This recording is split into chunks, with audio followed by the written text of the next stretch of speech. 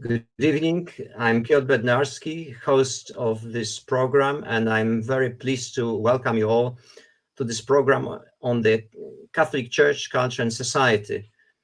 Today we will host a very interesting speaker and person who is very much involved in areas which are close to our hearts.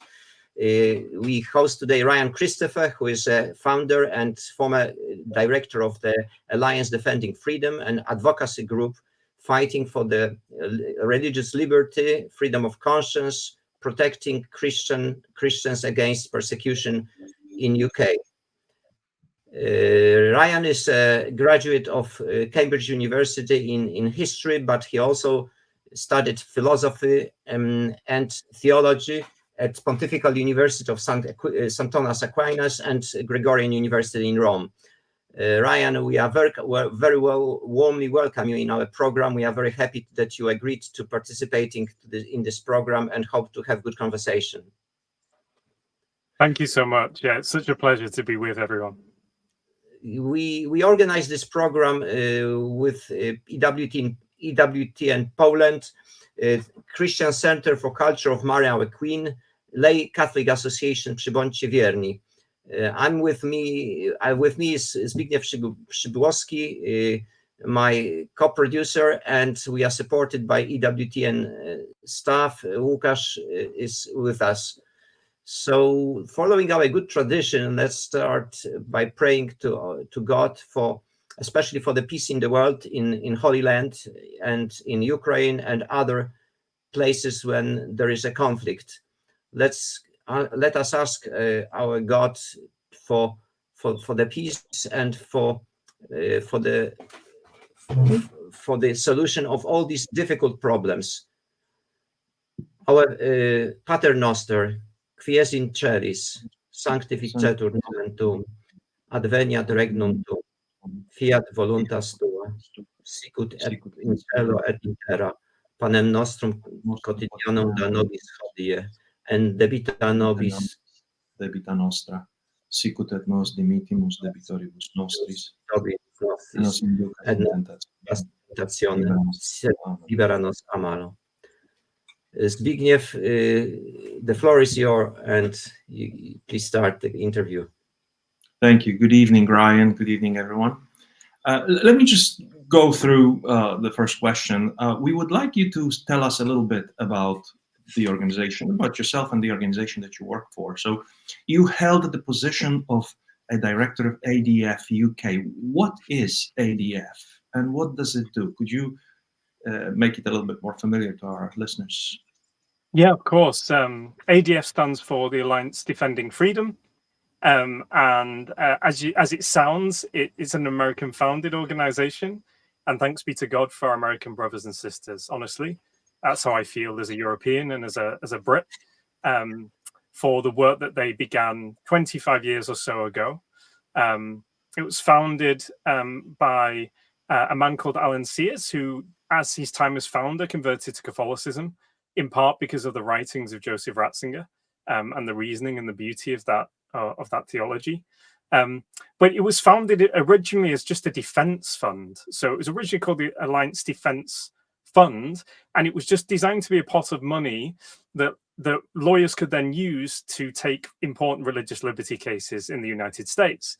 And this was done because, the various churches got together and realized, actually, some very prominent evangelical businessmen in particular realized that they were losing systematically in the courts, and that often the other side that were looking to create so-called progressive change in society through judicial activism and legal precedent had a kind of joined up strategy to doing so. And it was starting to change the nature of American society. And so it was the first legal defense organization, as I understand it, that's very big and well known of its kind. And it's continued to grow ever since. There are now hundreds of staff. I think on First Amendment issues in the US, it's the biggest legal firm, regardless of whether it's a nonprofit or not. And yeah, it's as you can imagine, it creates a feeling of security for a lot of Americans that share Christian values, and it's scary to people that don't share those values. There were two key elements, I think, to what Alan Sears, as founder, had in mind around ADF. The first was obviously setting precedent in the courtrooms, and the second was to train a new elite in the American legal profession. And he saw this as just as important as the first element of a ministry like ADF, because that second aspect was about intergenerational change.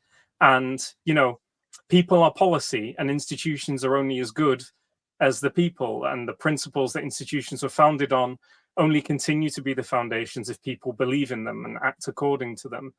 And so, for a generation of American lawyers that believed in the Constitution in a traditional sense, that believed in the rule of law in the traditional sense, and also had a Christian worldview, an understanding of the natural law, an understanding of what true law and justice is to underpin their legal practice, he set up a training academy that's called the Blackstone Training Academy. And we're now seeing that intergenerational effect of him doing that, because we now have thousands of lawyers in the US that have gone through the Blackstone program, and they are, clerks or judges at the state or federal level all over the United States now. And the most high profile alumnus would be Amy Coney Barrett, who was grilled quite heavily in her confirmation hearings by the Democrats because she, attended this terrible groups training program called Blackstone. And so, obviously our hope is that increasingly across the United States and across obviously Europe as well and beyond, there is a new elite rising up, or a new generation of young Christians, Catholics, again, for our Catholic audience here, who are in positions of influence and have the confidence to articulate, that worldview and the best of what made the West good, insofar as the West has been good. So there are two key elements to that at the beginning. And I'll just say, if I was to describe what we do now in terms of our advocacy with governments, in legislative chambers, in the courtroom, in the media, really it's this headline: we exist so that you can live out and speak the truth. As Catholics who are listening to this program, we are absolutely 100% behind you, and we understand what you believe and why, and we're here to advocate for you at all the major institutions across the world, and the most significant ones anyway, and often at regional legislative levels and before governments too. And are you present in UK only, or is your presence a pan-European presence? Yeah, outside of the US, ADF International would be based in Vienna, actually. We see that as a really good central spot for the rest of the world. Most of the world can get to Vienna pretty easily. And so the UK team, my team, even when I was UK director, would look up to Vienna as the mothership in that sense. And so we have offices that are international offices in places like DC. We have offices we have ADF India. We have offices in Latin America, and all sorts of parts of the world. So in particular in Europe, we tend to be focused around the big international soft and hard law institutions: the European Court of Human Rights, Strasbourg, Parliamentary Assembly of the Council of Europe, also European Parliament in Brussels, obviously in the UK for slightly different reasons, but very connected in that broader European sense. So we tend to be where the big institutions are. And so the same for Geneva, UN, New York, UN would also have ADF international offices, because, we're living in a world that is increasingly globalized, whether that's good or bad. And local advocacy is global advocacy, and global advocacy is increasingly local advocacy, again, for good or for bad. But we recognize that if there's one organization around the world that currently has the scope and the responsibility to engage globally in a joined up way, then it's us, it's ADF. Okay, and how did you become the director of the UK ADF, and what did you and what do you do specifically in the ADF? Yeah, my taking the role of director was probably a result of being part of a very small local team initially And when you're part of a small local team, you have to be involved in a little bit of everything. And that's one of the really fun parts of a job like working for ADF International as an advocate. You're not just, if you're a lawyer, just lawyering, not just in legal texts. You're hosting allies, you're creating media strategies, you're involved to some degree in the brand, you are an ambassador for the organization and its values. And so there's a real rich variety of professional activity to be had. And I think when the UK team was starting to grow, it was natural that, you know, someone in the office who'd been there the longest, in my case, might take that position up and help others and mentor them and help grow the presence in the UK for strategic purposes. And so that was a great pleasure and a privilege, most because my colleagues are so exceptional. Okay. And maybe you could tell us a little bit about yourself personally. I understand you're a Catholic, and that is not a very frequent occurrence in the UK, I understand. How did you become Catholic? Were you born Catholic, or were you baptized or converted? How did you come to the faith in this secular world? Yeah, I think my background is quite typical of people that are Catholic of my age in the UK. You know, my mother comes from an Irish family that came over a generation or two ago, and my father is Polish, and you know, his parents are both Polish. But as is quite typical, I think, for my parents' generation, the practice that was handed down to them was quite nominal. You know, it wasn't like on the Polish side, I think culturally it was important that we were Catholic, but you know, I don't think my father's parents were especially careful about going to mass every Sunday and showing that that was a priority. And so, you know, growing up, I was in a position where living with my mother, she hadn't grown up with a habit of practicing. And it was slightly later in her life when I was, you know, over the age of 10, early teens, that she came back to her faith. Thank God. I'm really grateful for that. And for a period of time, that was quite difficult for me as a young man because, you know, I remember looking at children from the Christian schools near me and thinking they were weird. And we'd call them Bible bashers and mock them, you know, as a young boy. And then all of a sudden, you know, I'm going to mass and, you know, we were living in Manchester, you know, and we went to a variety of things like Latin mass and charismatic and, you know, the whole spectrum. And I found it really odd as a young man. And I found it quite difficult to some degree. But I knew a couple of things. One, my gut feeling told me there was something here. I think the Lord had planted something deep in me of knowing he was my father and he was there for me. And I knew that this was really important for my mother, who I loved dearly. And so, you know, that was enough to keep me practicing to the point where I had a couple of things happen that really confirmed me as Catholic for my own sake. One was an extraordinary supernatural event. And, you know, I was going to tell my mother that I was going to stop going to mass. And it was a weeknight mass. And after I received communion, I had this most extraordinary and overwhelming sense of God's love for me. In a sense, I can't put words to describe it, as you can imagine.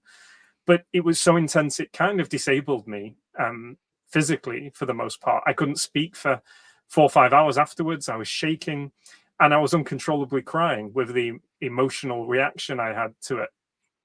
And when I finally recovered that evening, my mother said to me, what happened, basically. She was very calm because she's a very spiritual lady. And I think she had some intuition as to what was going on. And I said, Mum, I was going to tell you I was going to stop going to mass tonight.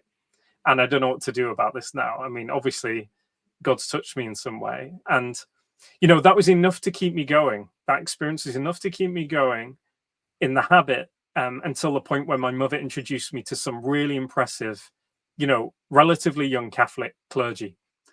Some of whom had been like astrophysicists at Cambridge, some of whom were philosophers by background. And they provided the kind of intellectual answers that I needed as a young man in order to at least get me to the point where I understood that I felt that Catholicism was the best explanation of how human beings are and how the world is. And if there's going to be any hope in this world or any true meaning to notions like love, then Christianity provided the answer to those things. And so along with that spiritual experience, that intellectual journey, I think was mostly there by my early 20s. Mm-hmm. I understand that you considered priesthood at some point. So you have gone quite deeply into the religious life, but then you went on to study philosophy and theology in Rome. How did that happen? And Yeah, how does that experience sort of influence what you are doing right now? Yeah, no, it massively influences everything I do. And, that study of philosophy and theology was a part of my seminary training, for which I'll be forever grateful, because honestly, it provided a intellectual foundation that I think every child should have. And I should have had before the age of, I think I was 26 when I was in seminary.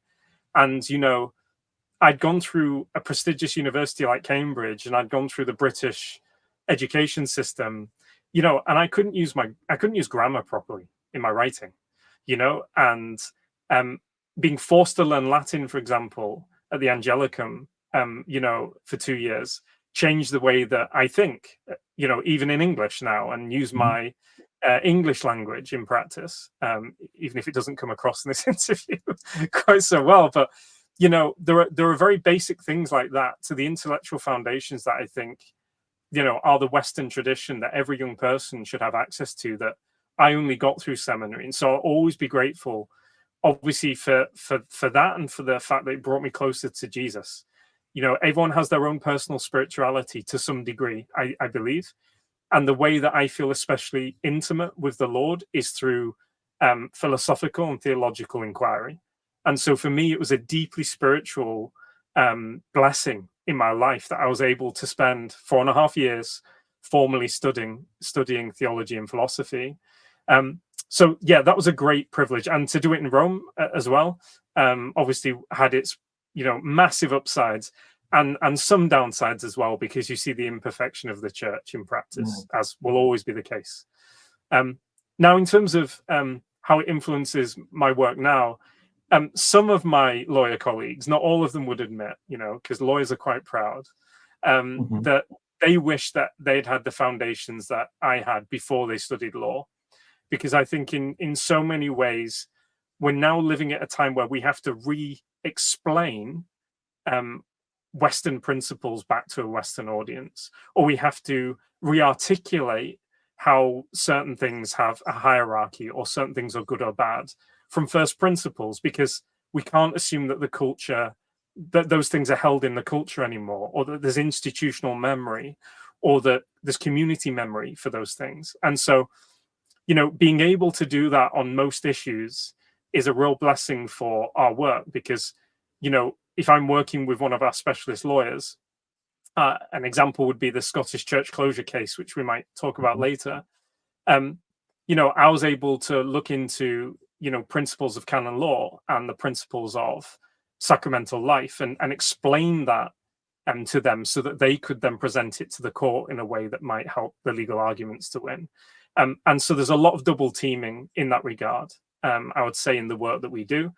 But also, I think we're living at a time where a lot of even Christian parliamentarians or leaders in government have lost the confidence of how to explain what they believe, right? There are a lot of people in government or in parliament in lots of countries in Europe, I think, who are faithful. They have a childlike faith in the Lord. They have a beautiful faith. They pray.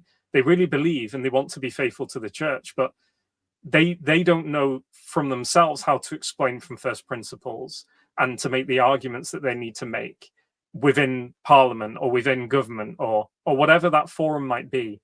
And so being able to do that alongside them, I think, is a real blessing that the church has given me in order to serve its people through training me in those years. Okay, yeah, I think your English is quite fine, Well, I've got Manchester accents, and not many Brits would say that.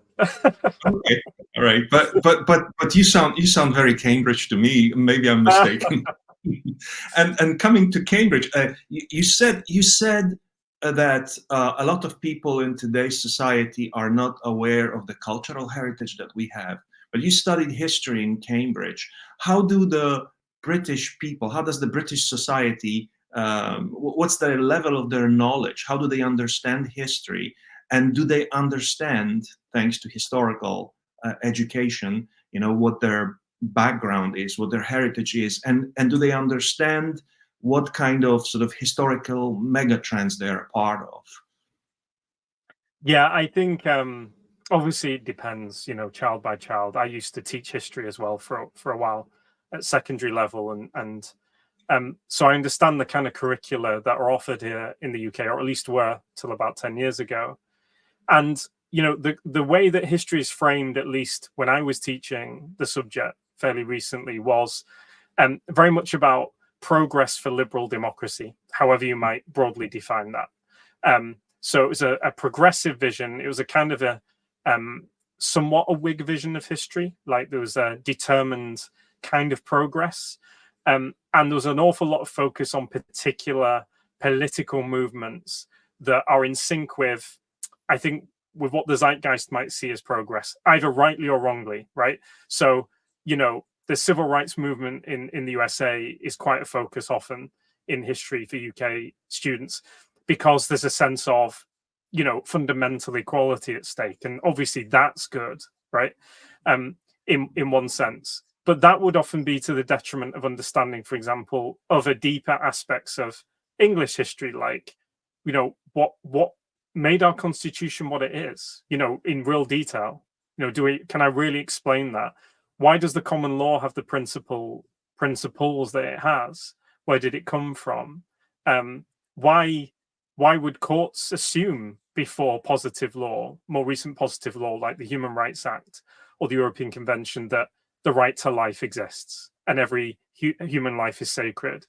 I don't think young people in my lifetime in most schools would be given a kind of historical grounding to understand the foundations on which this country was built.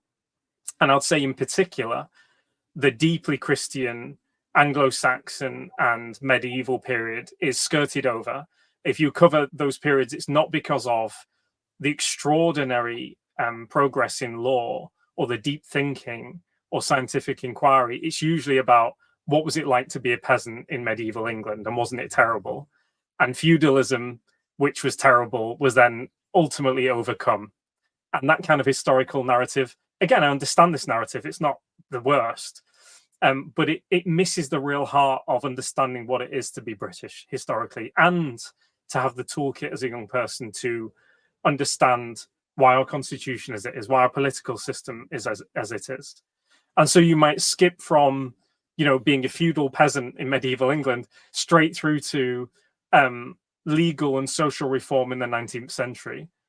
Maybe you'll have a quick trip to the Tudors because it's interesting and Henry beheaded a lot of his wives, right?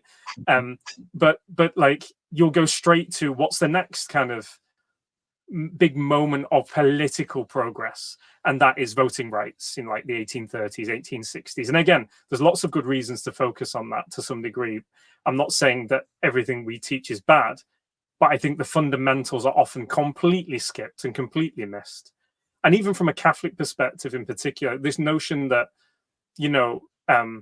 women weren't able to be powerful or contribute to society, just as one example, you understand that that wasn't always true in every context. When you study someone like St. Hilda of Whitby, that helped convene a synod that decided the date of Easter for the church, or, one of the patrons of one of my daughters, St. Edith of Wilton, who was a princess of the Anglo-Saxon court and ruled a monastery that was extremely powerful. And she was far better educated than 99% of the men she would have known, for example. So there are all sorts of really core aspects to how Britain was built, England or Scotland or Ireland or Wales was built, that we miss, sadly. So I'm asking this question because it seems to me that if there is an absence of knowledge of history, then the population is easy to manipulate, and then you can sort of twist. And then with the absence of the fundamental concepts of the Christian culture and European culture, and religion and civilization, it's easy to twist terms, to change their meaning and to sort of lead people into very difficult situations where all of a sudden they find themselves in a trap. And that's where my question about history comes from. Maybe we could talk about a couple of specific cases that your organization was involved with. So, one of the interesting things for the Polish audience would be to hear about the case of Julia Rynkiewicz, and her sort of travails. What was her crime and what was her punishment, if you will? So Julia's crime in practice was to be publicly pro-life whilst training to be a midwifery student, nursing student here in the UK. And this is University of Nottingham, that hasn't had a great public record with regards to Catholic principles being expressed publicly in recent years. We've been involved with them on 3 occasions in recent years. Julia was the president of the Pro-Life Society for the university, and it was clear that a couple of members of staff from the university didn't think that you could be genuinely pro-life and somehow provide a, in inverted commas, neutral professional service to women, some of whom might have had abortions or some of whom might want abortions in the future. And so, I guess the ideology behind the lecturers trying to censor Julia was that it isn't possible to hold those things together in a professional manner. And so what ended up happening was she was reported by some of members of staff, some of whom taught her, that she had been presenting materials on the pro-life stall at the Freshers' Fair that might betray the sense that, again, she could be a neutral practitioner insofar as anyone can ever be fully neutral in a profession like being a doctor or a nurse. That's an ethical profession. And so the university suspended her. They investigated her and suspended her from clinical practice, which in effect meant that she couldn't finish her academic year.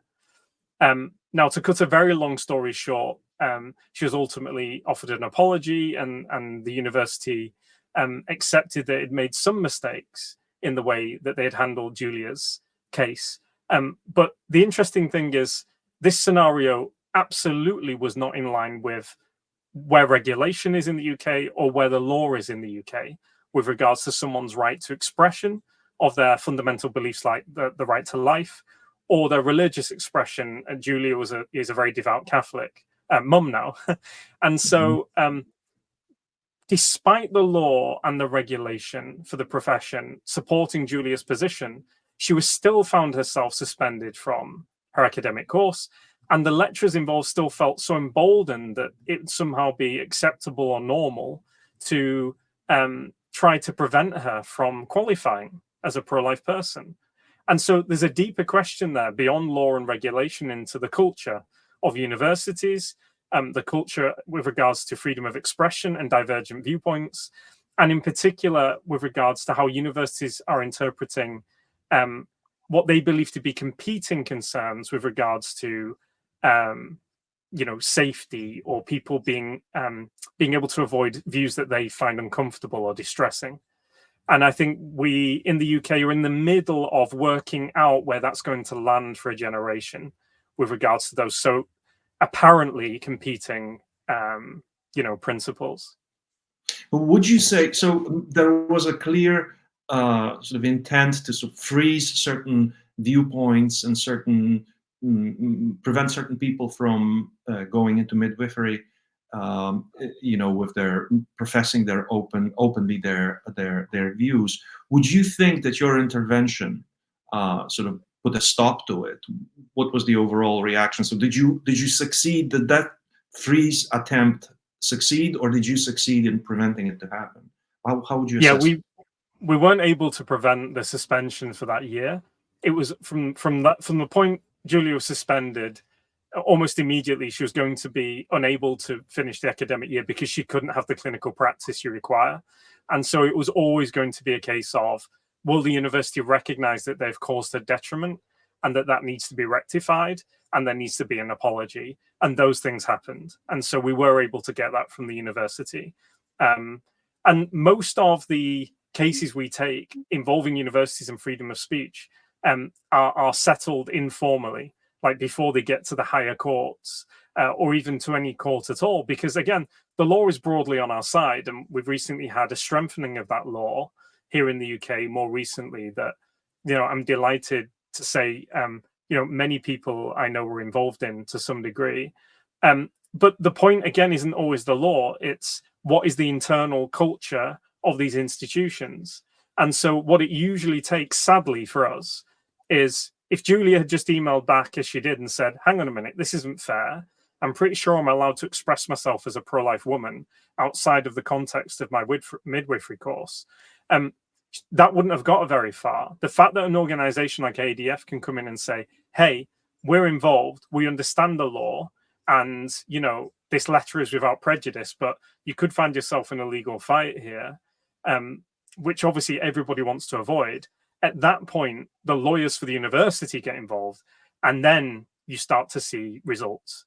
And so often it's a case of, if it's left to some of the HR people at an institution or some of the diversity and inclusion officers, and I hope that doesn't make any sense to you as a title in Poland. I hope you don't have these titles yet. But we have thousands of people in the UK employed to be diversion and inclusion officers that often wrongly interpret the balancing of these rights in practice. And so it often takes the institutional lawyer to get involved, because we've triggered that by saying, hang on a minute, you don't want this to go legal. And they then say, no, under the law, Julia has a right to do what she's doing, or you need to be more careful. So that's often the role we play in these kind of cases. Okay, and you also represented in two sort of very famous international cases of Päivi Räsänen and Isabel von Spruce, and both of them are quite interesting. Could you say a couple of words about the crimes and punishments in both of these cases?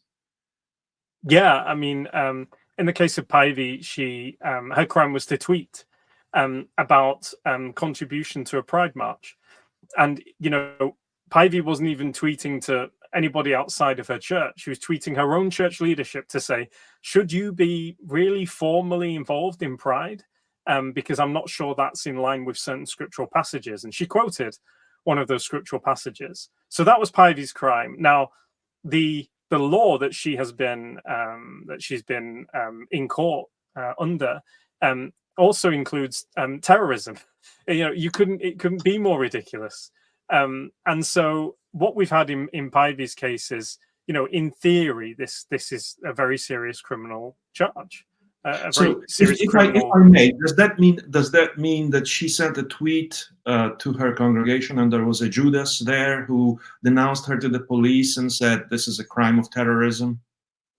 You know what? I'm not sure, actually. I'm not sure who the exact person was that sent that tweet. But what the police should have done once that was reported was to recognize that, hang on a minute, she isn't causing, she isn't crossing a criminal threshold by any reasonable standard.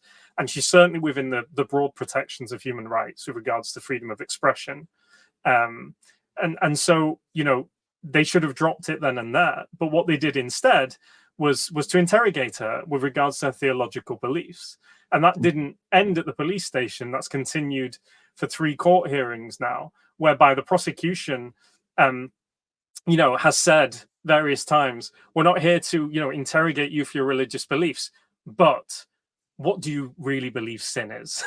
As though that's relevant then to whether she should be prosecuted or not. So, this is the very definition of a show trial, in my view, the Päivi case. And, we've had, political commentators in Europe, some of whom say it's one of the most significant trials of the last century, because, what it could mark, in Europe in the general sense is a real senior public figure. I mean, Päivi was, a senior minister for Home Affairs in Finland, and she's currently a sitting MP.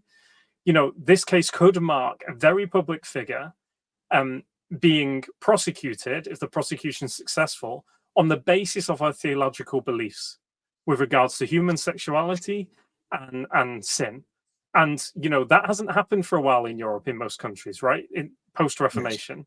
It's been quite a long time since we've had trials. And so we could be into a new openly ideological era. Now, obviously, I hope and pray and do believe that Pivy will be acquitted once again. But like so many of the cases we deal with, the process is the punishment, right? The other side know that they're unlikely to get a successful prosecution. But this is a kind of cultural enforcement designed to have a chilling effect on Christians being openly Christian in any sphere that is public, from being a parliamentarian to Twitter to Facebook to the pub to the cafe to the workplace. It's designed to stop us expressing ourselves as people of integrity. And I know on Pivy's part, she believes that she's not doing this for any personal reason. She's doing this because she believes this highlights the situation that so many other Christians find themselves in on a regular basis. So in essence, she's persecuted for her Christian beliefs in a country that is formerly Christian, now a post-Christian country. And now there's a sort of a reality that is even more troubling, and that is the 1984 thought crime case of Isabel von Spruce. Could you say a couple of words about that? I mean, I think this is, again, along with Pivy, I think this is a really seminal. Isabel's situation might not ultimately become a big case in terms of the higher courts, but the fact that she has been arrested repeatedly under fairly new laws in the UK and some very new laws for what the contents of her mind, I think, does in and of itself mark a moment in Europe. It could be a turning point for the good, or it could be a turning point for the very bad. And in the UK, we've seen a lot of so-called liberal commentators defend or be quiet with regards to Isabel's situation because they are ideologically pro-abortion, and that's been really disappointing to see.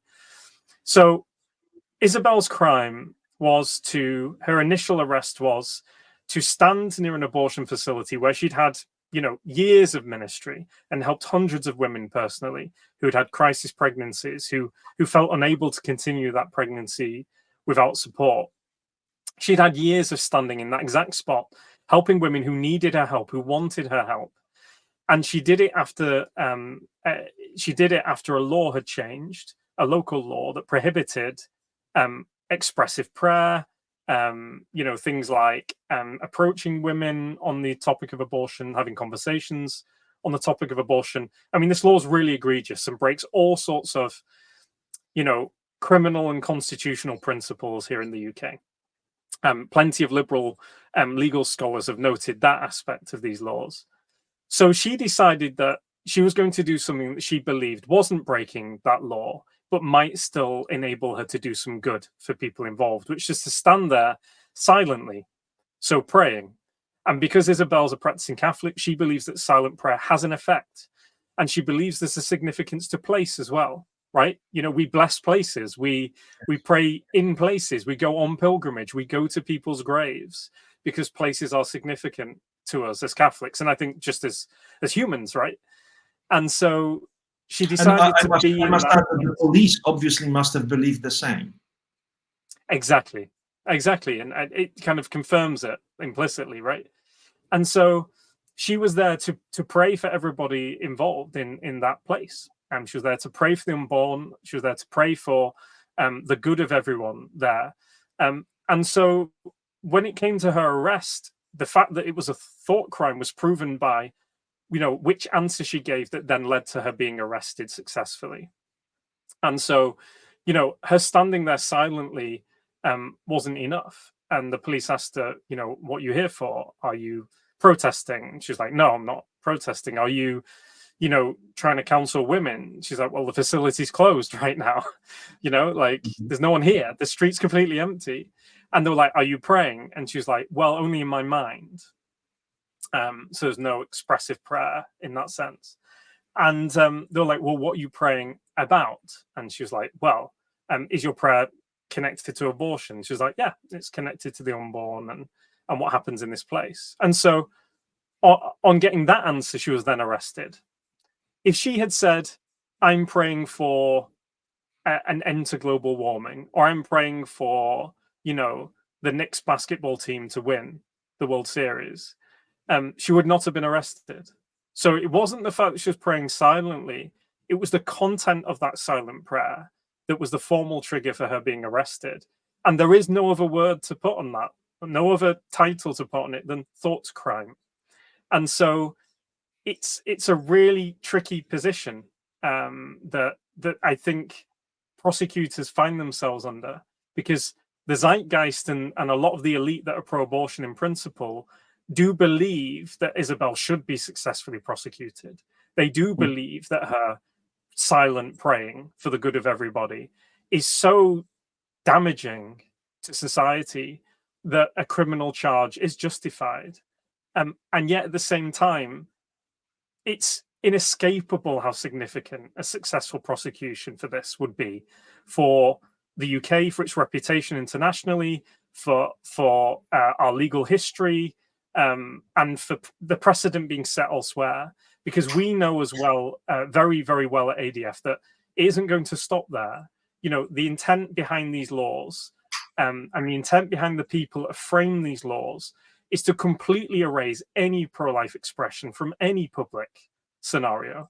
In France, we've seen laws brought in that prevent pro-life expression online very explicitly. I think, there are many here in the UK that would like to do that to people like Isabel and myself. I think we'll also see, if they're successful in prosecuting Isabel, or this line being drawn here legally and in precedent, then I think the next step will be to remove all pro-life expression from any part of the street, any part of the town, any part of the countryside. Why? Because the same warped logic will apply, which is that any form of expression around abortion that isn't encouraging a woman only to have it is inherently so destructive and dangerous to women that it cannot be countenanced. So why stop near an abortion facility? 1 in 3, 1 in 4 women in UK society have had an abortion. According to that logic, it makes sense to remove pro-life expression from all parts of society, every advert, every street. And so, it's a big moment with regards to our human rights laws on expression and our human rights laws on under what's technically Article 8 under the European Convention, the Human Rights Act, the right to privacy, which has been extended and perverted over the last years to encompass this kind of thing. Well, then that article obviously doesn't apply to the privacy of a person's mind and what they hold in their minds. It seems like this is a very anti-life move, and this is a very anti-Catholic move, or Christian in general, because it's the Christians who hold the unborn as a full human person from conception to natural death. And so it is sort of a persecution of that brave lady on 2 levels: on her being a Christian, on her protecting life. Could you tell us a little bit? I'm not sure if your organization is involved in the cases of people who are deprived of life support in the British hospitals now. We had a very famous case of famous here in Poland, of a Polish person who died in Plymouth Hospital in 2021, who was disconnected 4 times from life support despite his family wanting to take him to Poland. We had Alfie Evans, and now we have the story of Indy Gregory. Is your organization involved in that, in those cases? And what does that signify? Because this is sort of taking care of, quote unquote, of human life on the other side, towards the end of life. These cases really exhibit just how far the right to life, or the value of life, in and of itself has completely evaporated with regards to having any sense of value when it comes to judicial decision making in the United Kingdom. Something that again was something that didn't need to be written down in our common law era, really, that life is sacred, from conception till natural death, because there aren't the explicit protections for that, or the interpretation of what should be explicit protections for that. That bears no weight when these legal decisions are made. And the reason we've got ourselves in this position in the UK, particularly with regards to children and end of life. So most famously, Charlie Gard. I know Charlie's parents quite well, and they're wonderful people. And I was very close to that family for a period of time. And I've also, met Alfie Evans' parents too. The reason we generally don't litigate those cases is because the legal precedent in the courts is so bad that the chances of victory are so low. And so, if I was a parent, I would want to litigate it regardless, obviously. But we have a duty to steward the resources that we have, the time and the money that we have, to focus on things where we think there's a good chance of victory and a good precedent being set. And so sadly, the law in the UK is so bad that the moment a hospital disagrees with a parent with regards to the technical threshold is the best interests of the child, and I'll explain why that is in a moment, almost immediately you'll end up in a court situation that is very one-sided because of the information the hospital has and the parents don't have. And of course, you're going to get judges with very well set precedent that the hospital should win, hearing from expert doctors, versus parents or external doctors or second opinions that the parents can somehow bring before the court. So British courts are very pragmatic and very much respect, established authority with regards to expert opinion. And so the chances for a family in these scenarios is very low. And we got here by accident. So the law that kind of oversees these cases wasn't designed for these situations. It's basically an evolution of an act that was designed for other purposes around children, that has, through case law, become a standard, which is a best interest standard. And you can contrast that with a situation where the social services law of this country has a very much higher, well-established standard, which is serious harm. So let's say I'm just generally a bad dad to my son. I'm not feeding him well, I'm not looking after him well, and it's reported by the community. For social services on behalf of the state to take him out of my authority would require them to prove that my child is suffering serious harm. Mm-hmm. Now, that's a very well-established, clear test. Best interest, as you can tell straight away, is much fuzzier, much more general, and wasn't a specific test designed for these situations. And so, sadly, for most of these cases, like 9 out of 10 of them, the solution only is legislative reform, which is why we really believe in Charlie's law. So the Gard family, Charlie's family, have proposed a change to the law that would rebalance this imbalanced situation between the doctor and the parent and the state and the parent to make it far more reasonable. There were a couple of cases before the UK left the European Union that we were involved with that were able to get children out of the UK based on the European right to travel and to move within the European Union. But that was a very novel legal avenue to take, which is now closed after Brexit. So sadly for parents that I know, if it gets to the point where a hospital formally disagrees on the basis of best interests, you're almost certain to lose. And that is, quite frankly, from a Catholic perspective, completely unacceptable. In fact, the hospital that was looking after Charlie Gard was in my local supermarket earlier this evening and asked for my money. And I said, listen, until you change your policies on this as a hospital, I cannot in good conscience support you financially because you override parental authority. So, yeah, sad state of affairs here in the UK. Yeah, and this is a really scary situation where the state usurps the right to override the authority of the parents. What are our states becoming when they do that? And what situations are we placed in? I must say, very many years ago, maybe 15, maybe 20 years ago, I read on the internet stories of Dutch people from the Netherlands when they had an illness and they felt that this might be a serious illness, they would not go to a doctor in Holland. They would travel to Germany because they feared that they might be euthanized in Holland. So this is a situation where a person goes to the hospital because they feel ill, and they are trapped in a system that they will decide about their life and death without respect for their loved ones, for their family.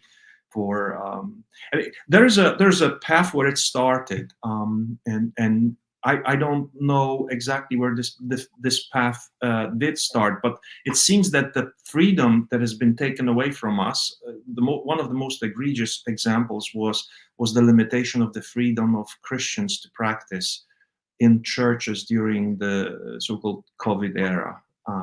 And you had a very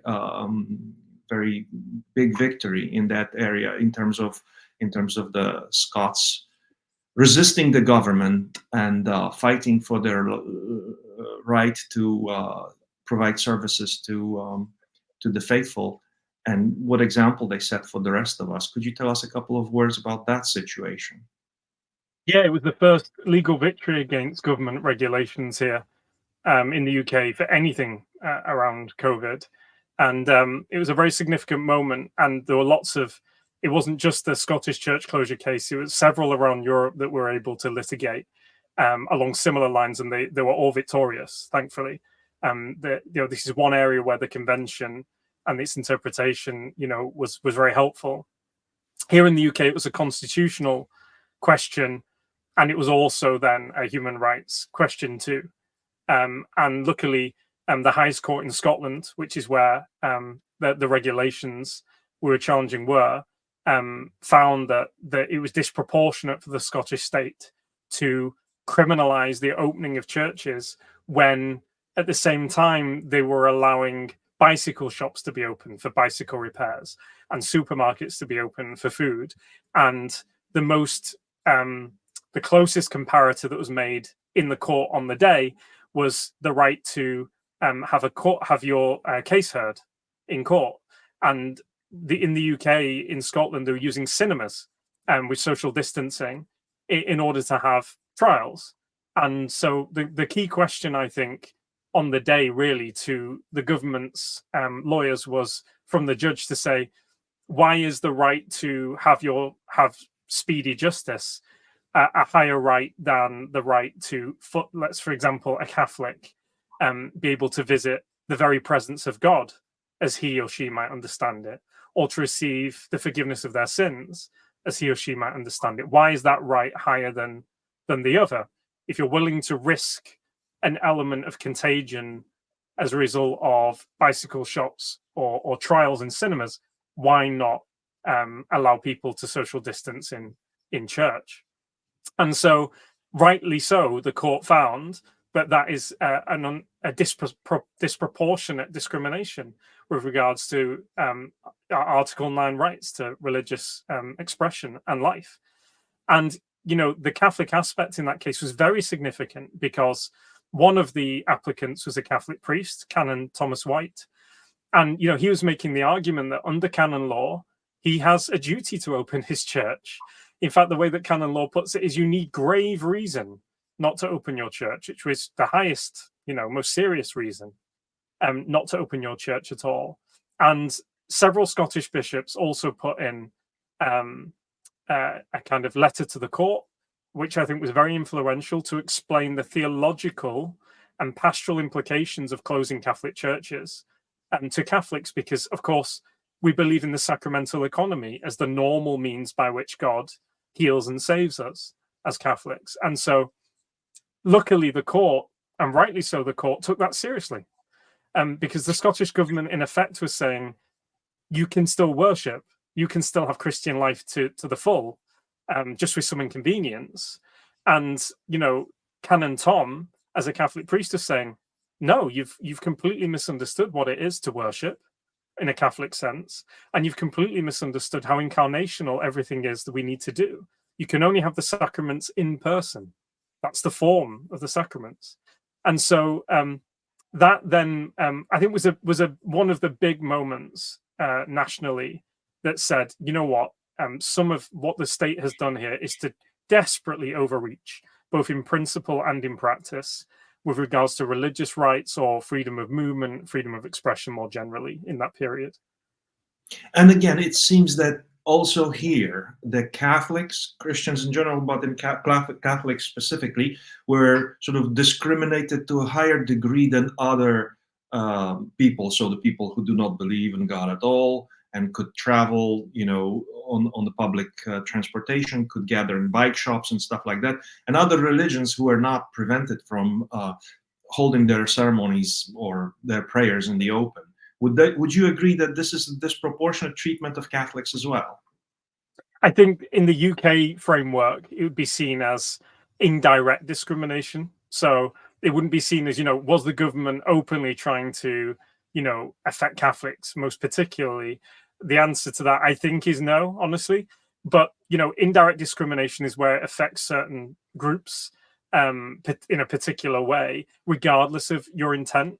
And then the question usually is, well, is it legitimate, given that it's indirect? Is there a legitimate reason behind that policy that is proportionate enough? And that really was what the case was all about.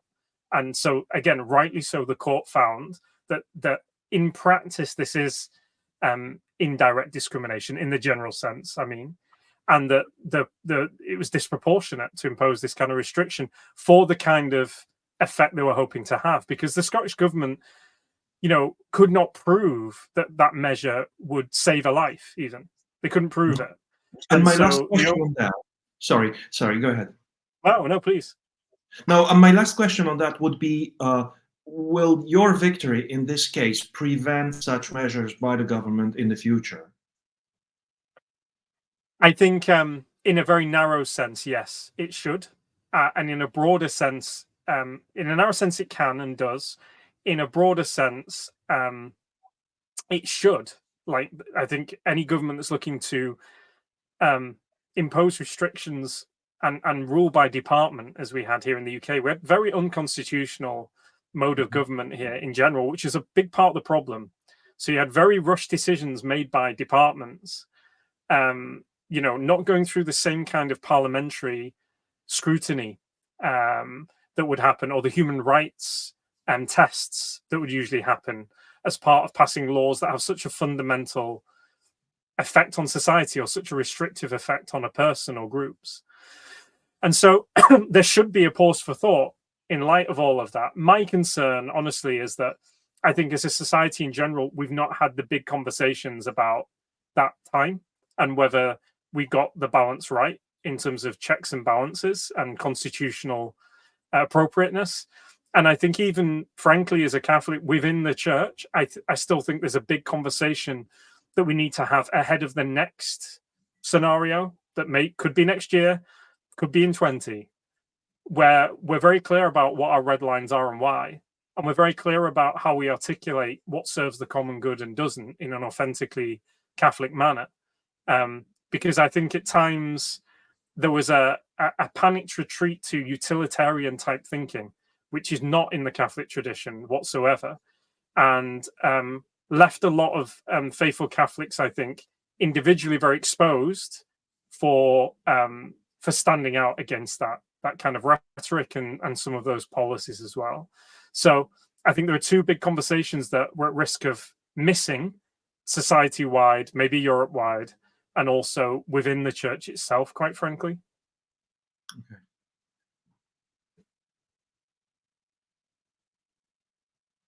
You need to turn off your microphone. Turn on your microphone, Piotr. Let me switch to another area which is quite important for us, is freedom and truth. And when you describe this, all this situation, when there is these are examples of real threats to freedom, especially freedom of conscience, freedom of religions, religious liberty, we see that this kind of problems operate on various levels of society. And you mentioned that in terms of the laws and regulations, the setup is not that bad, but the problem is when it comes to the execution, so executive power. And I remember in one of your interviews, you mentioned that mid-level kind of civil servants mechanism. Could you comment on that? Because we see certain similarities with European Commission, with executive branch of in Poland. What's your assessment of the mechanics? Why this happens? Because these are such fundamental law rights, but they are still violated. Yeah, I think in a lot of the key institutions in this country, and this has a lot of, there's a lot of national discussion about this right now. In a lot of the key institutions here in the UK, and of course we see it in international institutions too, there is a general zeitgeist or a general ideology or set of principles that are spoken and unspoken that you have to believe in order to look like a virtuous person in that context.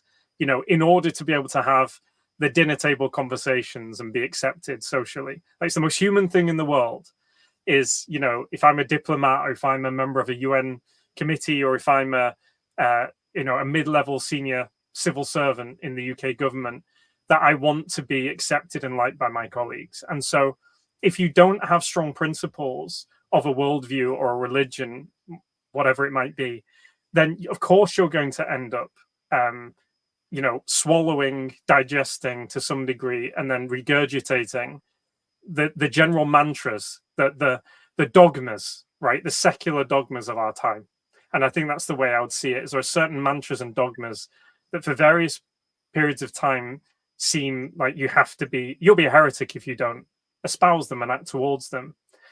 And when that sets so deep into institutional life and practice and culture, it's capable of overriding constitutional principle, the letter of the law, right? The spirit behind the letter of the law, the history of that country. So we're seeing that all the time. So, the way that speech and expression is being policed in the UK is a fantastic example of that. We're seeing people arrested for writing lyrics on, lyrics on Twitter that don't pass a criminal threshold. We're seeing people being arrested in the street for saying that biologically there's men and women, and that also Genesis says that, and that's God's design for creation. We see people being arrested like Isabel Vaughan Spruce. Now, technically speaking, are the laws that they're being arrested under, were they designed to arrest those people in that way? Usually the answer is no. But within, for example, the police force or senior figures within the police force that dictate that policy, that cultural kind of disposition towards an ideological enforcement over traditional and clear rights in law, it wins. And so, culture is very significant, and culture is a lot more local than, even in big institutions, than I think a lot of people would assume. It usually boils down to, what is the thing that I can say in this context that will allow me to be accepted or allow me to thrive professionally? And we know what those dogmas are for our time.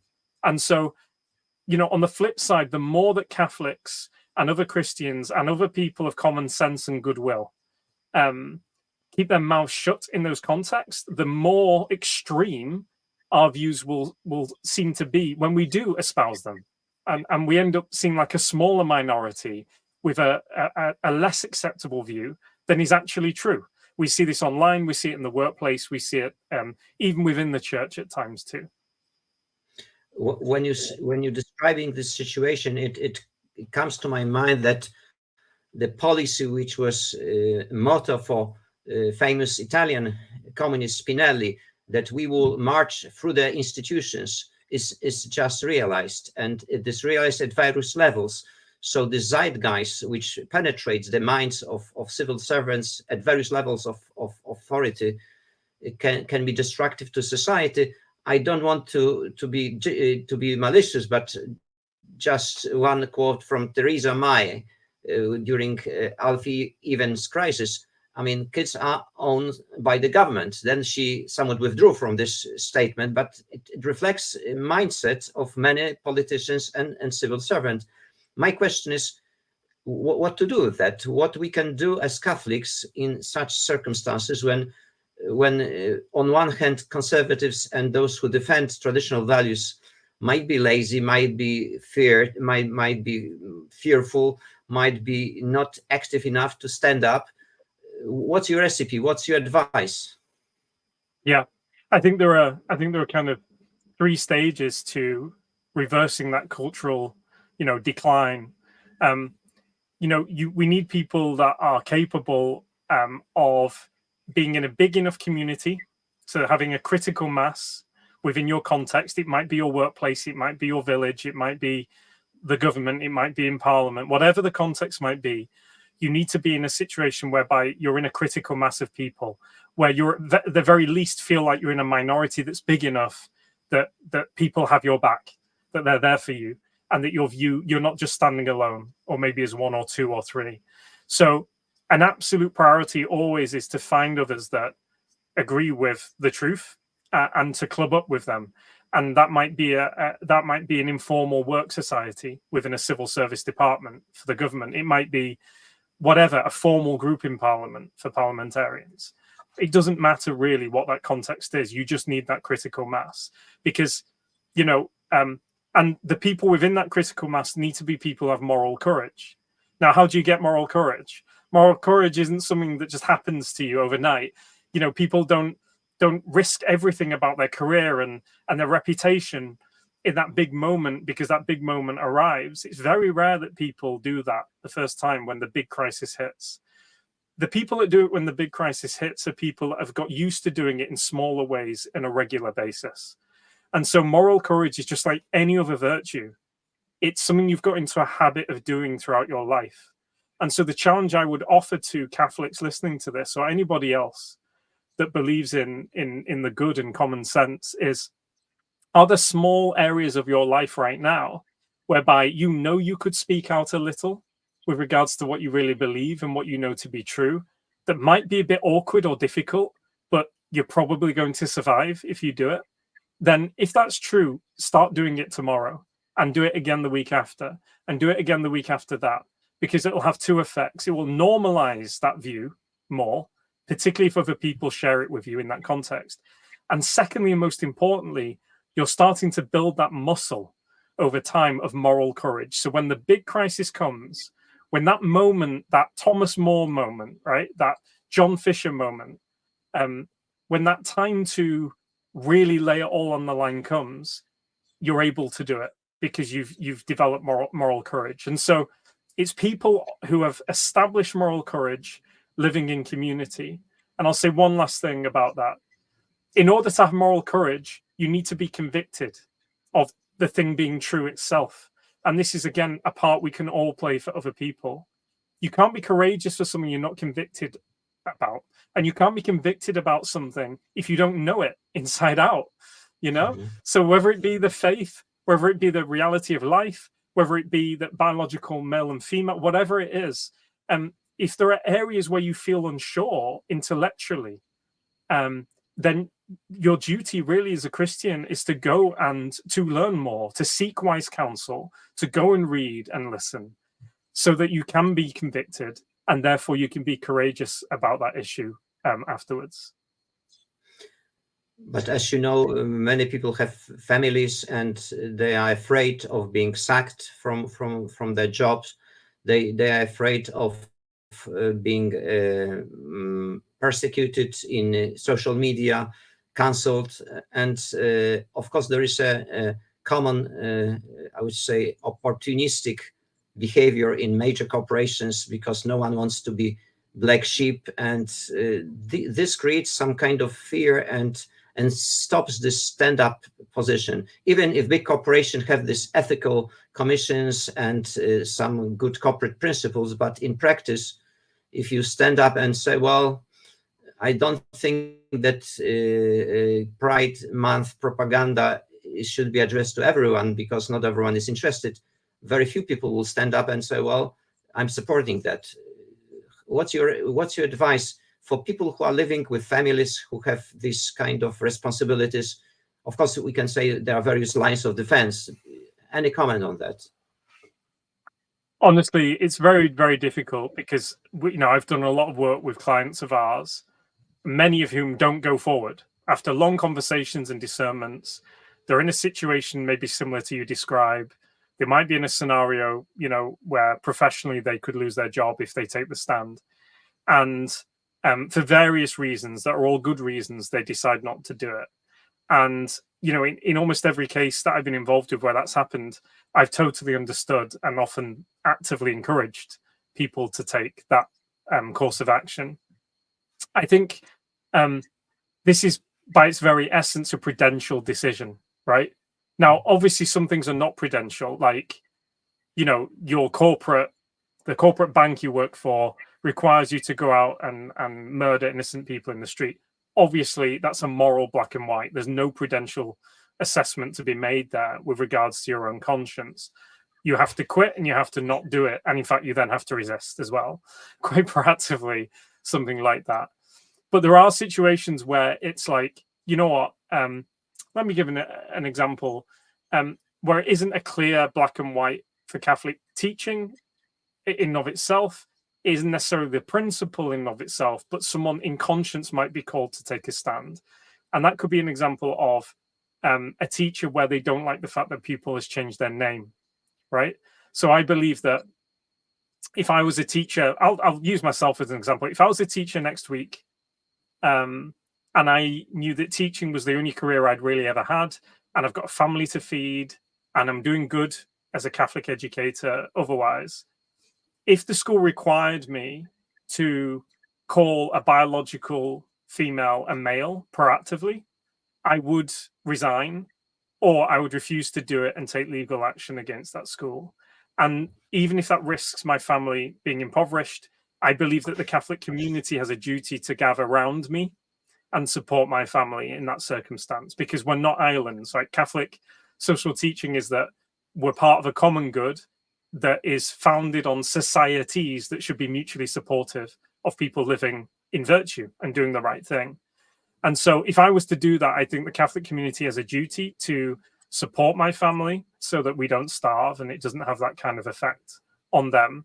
And I believe that that is a moral black and white that is very clear. It comes from biblical sources and it comes from principles of church teaching that are very well established. So I would feel like I don't have a choice to decide whether I resign or take legal action there. A more tricky scenario, a grayer scenario, in my view, would be a name change of a pupil. And I know Catholic teachers that for them, that's the red line, and for others, it's not. And so let's say the school says, okay, that's fine. You don't have to use the wrong pronoun for the biological sex of any pupil, but the pupil has changed their name from David to Jennifer as part of signaling that, you know, they've changed gender as they see it. Would I necessarily risk my career on that? And the answer for me would be no. That would be a prudential reasoning of a name in and of itself is significant, but it isn't speaking necessarily to an objective reality in the same way as a pronoun would. Now, the teacher next to me, Sarah, might actually believe for her conscience, prudentially, that is the red line that needs to be drawn, at least for her, before the Lord. And good on her if she takes that case forward. So I think there are scenarios that are not prudential, that are just morally black and white. And I think there are scenarios where I think there's several factors one has to take into account. And if you find yourself in that situation, there are two sources of help you need. Firstly, as a Catholic, you need someone with sound moral reasoning to be able to tell you with authority, no, this is a moral black or white. Like, you can't do this. You do have to resign, or you do have to challenge it. And so have certainty about the moral black and white, because that then allows you to be in a situation where you can then prudentially decide, according to your conscience, is the Lord calling me to make that sacrifice in balance of my duties to my family? Mm-hmm. You address one of the important elements of the current secular society. You know, in Poland, we've got acceleration of secular trends. According to sociological research, pure research, Polish youth is being secularized the most dynamic way globally. We see that in our families, Catholic families, that kids do not go to church. They absorb all these trends which are present in Western societies. We've got this individualistic, consumer-driven society. and undermining of the concept of objective truth. And in that circumstances, the concept of community supporting those who decided for such bold move to resist the mainstream zeitgeist is a certain problem. How to build community, how to overcome this individualistic consumer zeitgeist, which can paralyze people and not to prevent them from being really witness to truth, if they still believe in objective truth. So how to talk about these things to kids? Yeah, again, it's going to depend partly on your context. But the one thing I can say is that what's happened in my society, I can't speak for Polish society very well, but what's definitely happened in the UK is that children are growing up in a culture that is, the antithesis of what the Lord made them to flourish in by his created design for them. And what do I mean by that? Like, children are growing up in homes, I think around half, if not more, are growing up in single parent scenarios or broken families here in this country. They are growing up in an environment whereby the local society, as in the people within 3 square miles of where they live, most of whom don't know each other whatsoever, have any ties to each other. Most of those people living in that place have no ties to that place historically and don't plan to necessarily stay there for 5 years or more. That has a big effect on how people treat each other and how deep those relationships can be, that child can be around. And then also on top of that, I think most perniciously, we have, the era of the smartphone. And if you read, the sociological studies about what's happened to children, there's something happened around 2012 that's very, very marked. And that's the moment where girls in particular, because it affects girls more for various reasons, most girls all of a sudden had smartphones. And we see this massive shift in mental health outcomes for children. Now, why do I say that in the context of people keeping the faith? Well, I think there are 2 elements to that. First element is, I think being on a social media network rather than being in a real human community means that you can somehow see yourself as an individual as part of a network. And that's a very different way to growing up with an understanding of yourself and society than if you grow up in a real community. And obviously the way that you relate to others on a social media network is massively different to in real life and how we're designed to work. The other element that is really pernicious is pornography, of course, because, children are bombarded with this on these devices. And if there's anything that's going to kill the spiritual life, kill the life of the soul, that is going to pervert a young man or young woman's sense of their right relationship to each other, their understanding of what true love is and care, then it's pornography, frankly. It is going to kill the spiritual life in that young person. And if that's a habit that establishes, it's as dangerous and as hard to come away from as crack cocaine, if not more. But we don't act as though that's true, right? And so my challenge to fellow Catholic adults is to say, hang on a minute, we've put our children into these scenarios, somehow expecting that they will flourish, that they will have the faith, that they'll have a connection to the spiritual, that, why would we expect that when they're growing up in this toxic environment for themselves? And so I think a big part of the core checklist that we have to make as the adults and the parents of our children is to say, are they in places where they can experience the transcendentals? Are they experiencing love in the truest sense? Are they experiencing real beauty in nature and in the man-made? And do they have access to the truth? And are they doing that in a society that normalizes what Catholic life actually is? In other words, regular prayer, not having access to pornography. In my view, very limited access to digital devices, the great literature being normal, a school environment that is consistently and completely supportive of the parental culture that they want to establish. And so, the headline here for me is we can't do the same thing that our parents' generation did and expect different results for our children. We have to very intentionally rebuild the village in that sense. We build the community that our children are living in, whereby they can flourish, where they can play when they're young rather than just be on social media, where they can enjoy each other's company and it'd be normal to pray. And I, as a parent, know they're not going to be exposed to stuff that could spiritually hurt them. So I'm not making an argument for complete retreat from society, by the way. I'm just making an argument for intentionality about establishing the things again that are part of our God-given nature, that our God-given nature needs in order to flourish and to have faith. It's very hard to have faith in an urban environment where you are an isolated individual on a social network. It's a lot easier to have faith when you're in a community that knows you and loves you, where prayer is normal, where beauty is normal, and where certain standards are kept about behavior. It's a lot easier as a child to grow up as faithful in that situation. And I know, the one thing I do know is in Poland, you have far more opportunity to do that than in the UK, where we're far more disparate in terms of large numbers of deeply committed practicing Catholics. You have much more common critical masses by which you can do that, I think, in your country. So yeah, intentionality is the headline. Right. Yeah, I fully agree. And we've got still this cultural Catholicism, which has some potential. People are critical of cultural Catholicism because they say, well, it's not deep enough. It's not, much spiritual, but this is a potential. You can transform it in a positive way.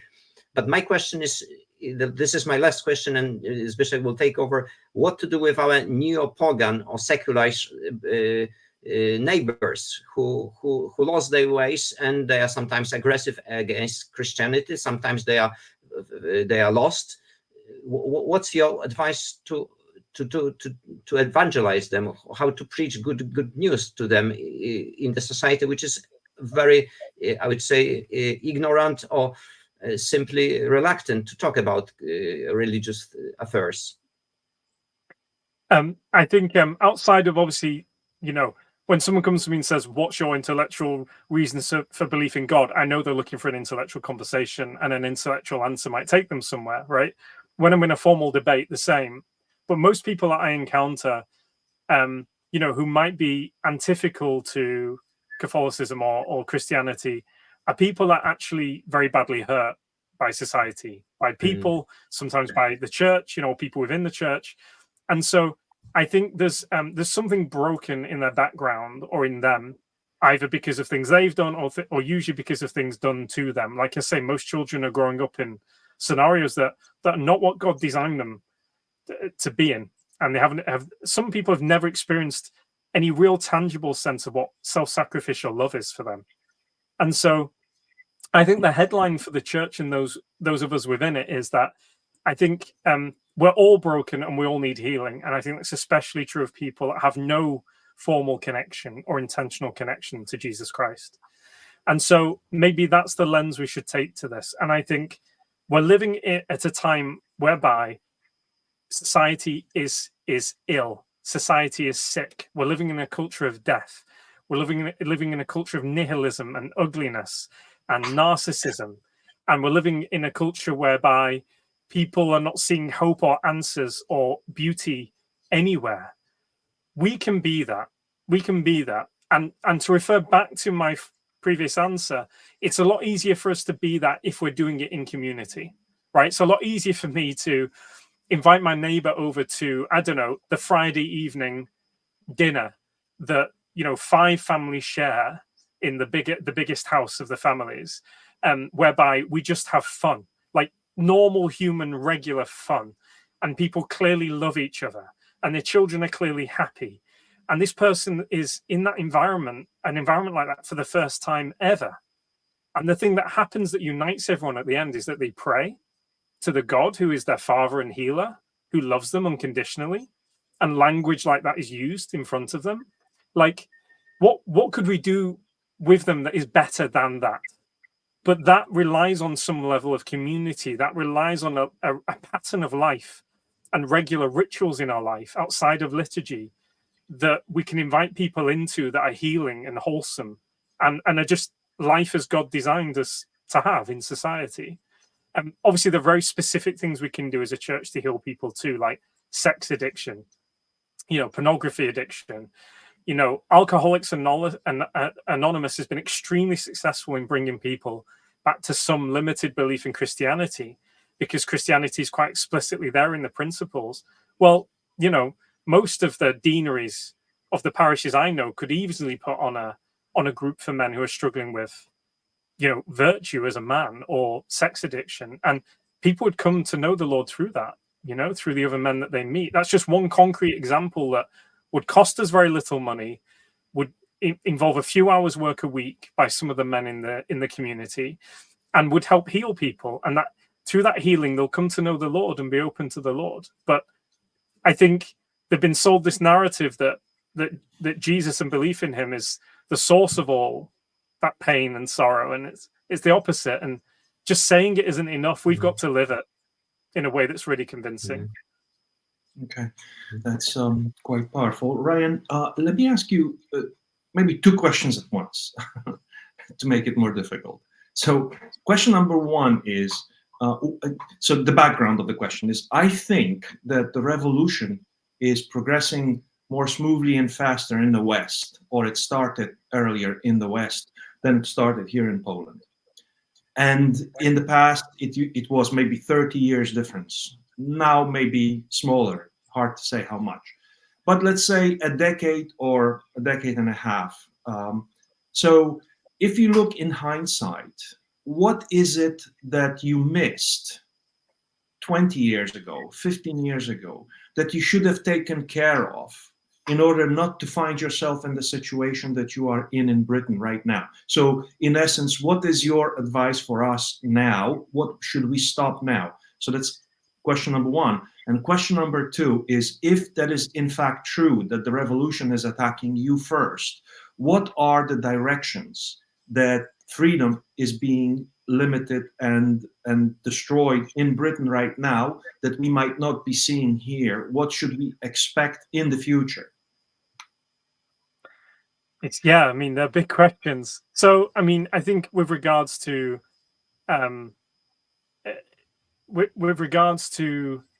things that can be done now that would have paid a massive, massive dividend for us in the UK in my generation, I think, again, to start with the church and to start with those of us, all lay people and clergy, who have responsibility for Christ's body in the broadest sense. I think there was a complacency because we were still quite big. I think there was a complacency because we ran lots of, Catholic schooling here in the UK is massive still.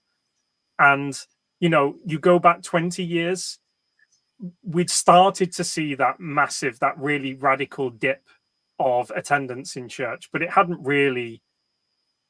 come through to the extent that, we've seen in the last 20. So go back to the 70s, late 70s. I think there would still be this sense of everything's kind of okay. Some people are lapsing. But I think it was within the context of the Catholic Church seeing itself as, having barely reestablished itself after the Reformation, frankly, because the reestablishment here was in the 1860s, give or take. I think if in a Polish context, I think that intentionality that I spoke about a few questions ago, again, is the key, because, you're not going to get cultural, we talked about how culture within institutions can override the letter of the law or override the will of the executive even in a workplace scenario. Well, the question I think for the church and for Catholics is, do we actually have a Catholic culture local to me? Or do we have Catholic practices, right? Is it that most of us are just going to mass on a Sunday and we send our kids to the Catholic school and we do a couple of other things, that are broadly Catholic in a title, but we're not building a really integrated Catholic culture for our community and our society and our children? I think that difference in intentionality is the key, because that Catholic practices, whilst I'm not judging anyone who does that, by the way, at all. I don't mean it in that sense. But if most people are just doing those practices rather than building intentional Catholic culture, then it's not going to have the strength to survive, and it will fall off a cliff very quickly when secularism comes to challenge it. And so, again, I think it's a question of intentionality, of positive building. And, you know, I'd put it in these terms. If a third of Catholic families had had the mutual support in order to keep their children practicing 20 years ago, the Catholic Church in this country would be massively bigger than it is now. And so a big part of it is tending to that which doesn't seem maybe quite broken yet, as it does in the UK, right? Let's really make sure families are supporting each other for their children to practice the faith. Let's really make sure we're supporting the priest in there being a Catholic culture in the parish, not just, and a broader life around that, those practices, not just touch points with Catholic institutions or touch points with Catholic liturgy only. And I know that sounds a bit vaguer than it could, but I do actually think that's the heart of the matter. Frankly, I do. And then, of course, you know, the next generation or the current generation can't have moral courage and can't be convicted if they don't know. And one of the things that happened in the UK after the Second Vatican Council, it's a very broad thing I'm saying here, I'm aware, is, and I'm not saying the Second Vatican Council was bad, by the way, I want to be really clear about that. But one of the things I think that did happen in practice after the Second Vatican Council here is that we stopped teaching with a sense of confidence and authority. So prior to the Second Vatican Council, you know, catechetics were quite well grooved and established. I'm not saying it was perfect. There were lots of problems. But what definitely happened after the council is that there was this sense of, can we still teach the same things in the same way we always have? And I don't think we ever truly got our act together more broadly as a Catholic community to what systematic catechesis looks like in practice in our community until very recently.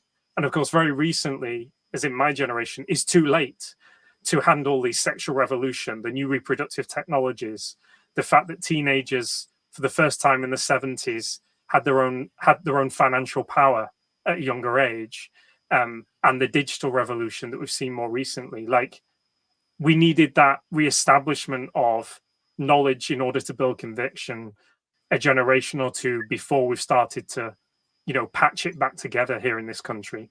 I don't know how that applies to Poland, but you may see some similarities. I don't know.